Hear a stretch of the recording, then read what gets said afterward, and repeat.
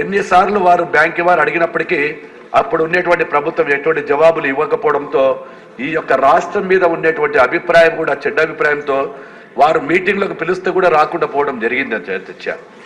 కాబట్టి ఇందువల్ల project NDP work కింద చేసేటువంటి వర్కులు ఎక్కడికక్కడే నిలిచిపోయి ఈరోజు రోడ్లు అధ్వాన స్థితికి రావడం జరిగింది. అదేవిధంగా సిఆర్ఐఎఫ్ పనులు కూడా అధ్యక్ష.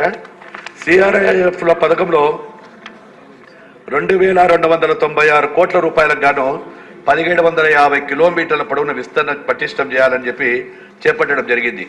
అది కూడా 2296 కోట్లకు చేసిన తర్వాత 851 కోట్ల రూపాయలు ఇప్పటికి కూడా పెండింగ్ ఉండడంతో కాంట్రాక్టర్లు కూడా ఆందోళన చెందుతున్నారు అధ్యక్ష. ఈ యొక్క పథకంలో ఖర్చు పెట్టిన ప్రతి రూపాయి 100%, అంటే మనం ఈ యొక్క 300 కోట్ల రూపాయలు సిఆర్ఎఫ్ కింద గవర్నమెంట్ కింద మనం డెవలప్ వాళ్ళకి వెనక రిటర్న్ చేస్తే